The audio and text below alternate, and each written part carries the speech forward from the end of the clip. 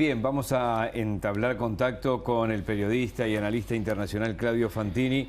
Capaz que le tenemos que pedir más un análisis semiótico que político. Claudio Fantini, buenas noches, bienvenido.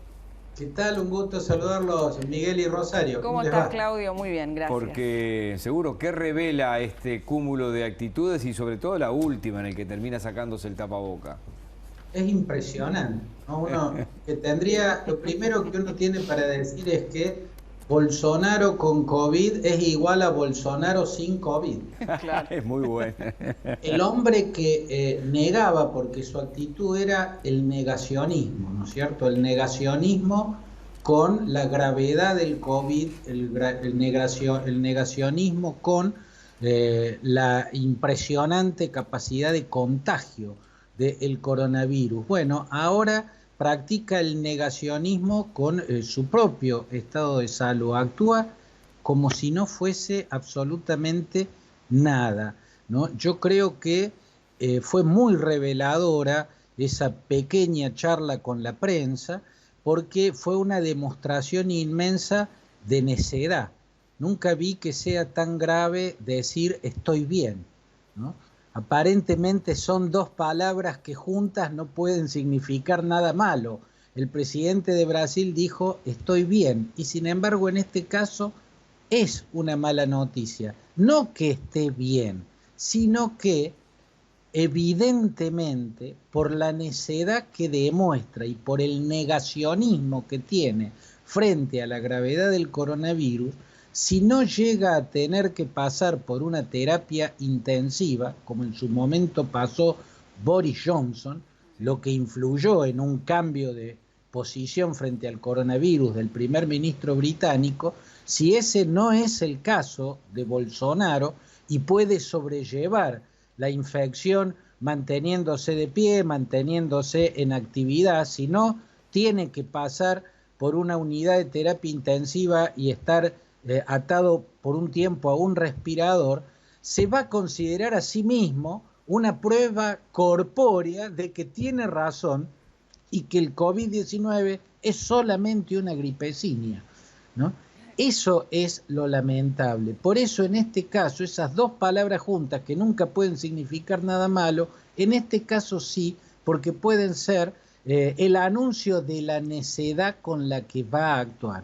Si la enfermedad no lo lleva a terapia intensiva y no pasa por un respirador, Bolsonaro va a presentar su propio caso como una prueba de que tiene razón, cuando en realidad su propio caso demuestra exactamente lo contrario, porque él fue negacionista con el peligro de contagio. Él negaba que el coronavirus fuese tan contagioso y sin embargo él mismo termina siendo una prueba de esa potencialidad increíble de contagio que tiene este virus hecho pandemia en el mundo, ¿no es cierto? Entonces, creo yo que estamos frente a un caso muy particular de necedad y que por ende muy poco es lo que va a cambiar. No va a ocurrir como en Gran Bretaña, donde Boris Johnson al principio tuvo una actitud negacionista, no fue tan histriónica, tan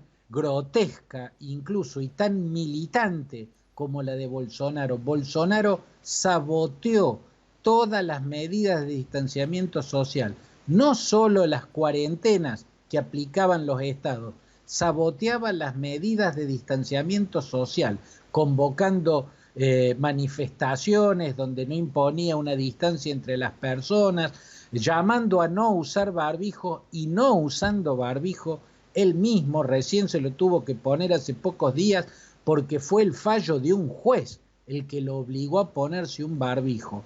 Él saboteaba las medidas de distanciamiento social y hoy él mismo es una muestra del peligro que eso implicaba, pero no va a ser como el caso de Boris Johnson, que después de pasar por una internación por COVID-19 cambió muy radicalmente su posición y emprendió políticas sanitarias para enfrentar el flagelo en el Reino Unido. Bueno, hasta acá no hay señales de que vaya a cambiar la posición de Bolsonaro.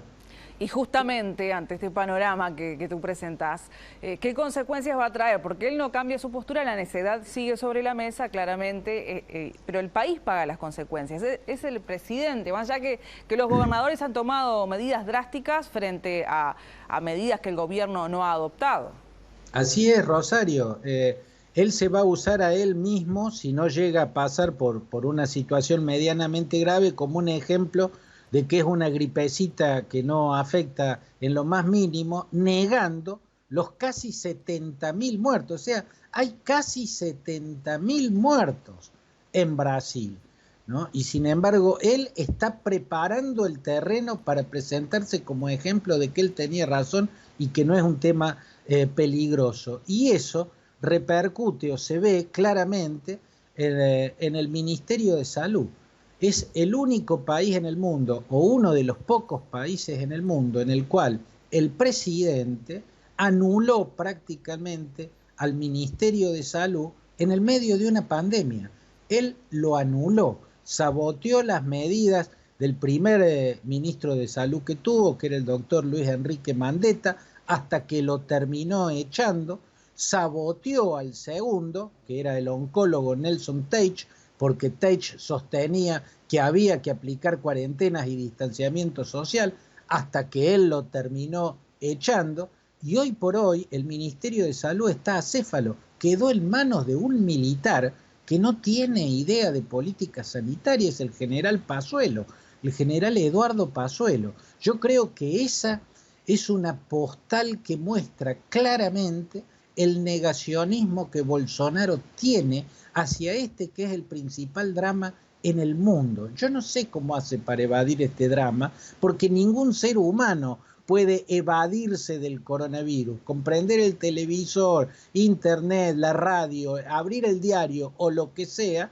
el coronavirus es omnipresente en la vida de todos los seres humanos de la Tierra. Sin embargo, hay algunos pocos especímenes que todavía se niegan a aceptarlo. Uno de ellos es el presidente de Brasil, incluso ahora que él mismo está infectado.